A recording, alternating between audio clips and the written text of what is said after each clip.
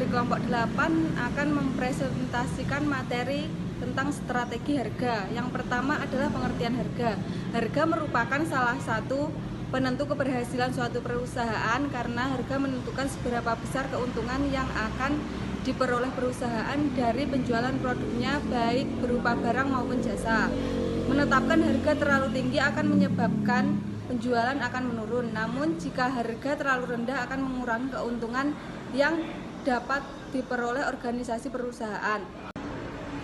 Penetapan harga barang dan jasa merupakan suatu strategi kunci dalam berbagai perusahaan sebagai konsentrasi dari deregulasi. Persaingan global yang kian sengit, rendahnya pertumbuhan di banyak pasar, dan peluang bagi perusahaan untuk memantapkan posisinya di pasar. Harga mempengaruhi kinerja keuangan dan juga sangat mempengaruhi persepsi pembeli dan penentuan posisi merek. Harga menjadi suatu ukuran tentang mutu produk. Pembeli mengalami kesulitan dalam mengevaluasi produk-produk yang kompleks. Harga adalah sejumlah uang yang harus dibayarkan untuk mendapat hak menggunakan barang. Terkadang besar kecilnya harga mempresentasikan kualitas dari suatu barang. Harga adalah suatu nilai tukar dari produk barang maupun jasa yang dinyatakan dalam satuan moneter. Harga mempunyai dua peran penting dalam proses pengambilan keputusan bagi para pembeli. Ciptono 1997. Yang pertama, peranan alokasi dari harga. Fungsi harga membantu pembeli untuk memutuskan cara memperoleh utility tertinggi yang diharapkan berdasarkan daya beli. Yang kedua, peranan informasi dari harga. Fungsi harga dalam mendidik konsumen mengenai faktor-faktor produksi seperti kualitas. B. Tujuan penetapan harga.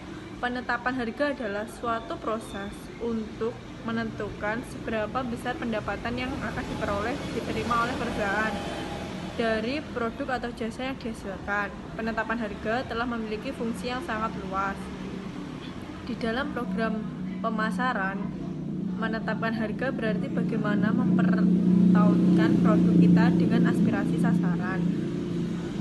Yang berani pula harus mempelajari kebutuhan, keinginan, dan harapan konsumen.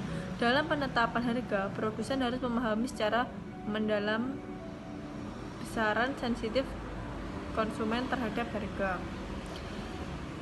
Tujuan-tujuan lain: mempertahankan perusahaan, menggapai ROI (Return on Investment), menguasai pasar, mempertahankan status quo.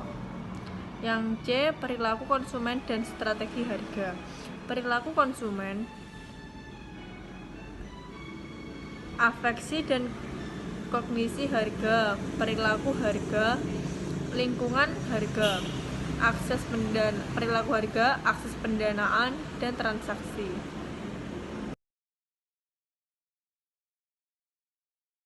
D. Penetapan harga. Lebih lanjut lagi, Kotler dan Kotler 2011 membagi 6 tahapan dalam menetapkan sebuah harga, yaitu pertama, 1. Memilih tujuan penetapan harga. 5 tujuan utama adalah kemampuan bertahan, laba efektif maksimum, pasaran maksimum, pemerahan pasar maksimum, kepemimpinan, kualitas produk, dan tujuan lain. 2. Menentukan permintaan. Setiap harga akan mengarah ke tingkat permintaan yang berbeda dan karena itu akan memiliki berbagai dampak pada tujuan pemasaran perusahaan.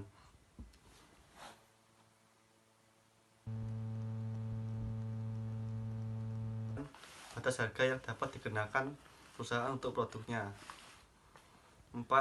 Menganalisis biaya, harga, dan penawaran pesaing. Dalam kisaran kemungkinan harga yang akan ditentukan oleh permintaan pasar dan biaya perusahaan harus memperhitungkan biaya, harga, dan kemungkinan reaksi harga pesaing. 5. Memilih metode penetapan harga.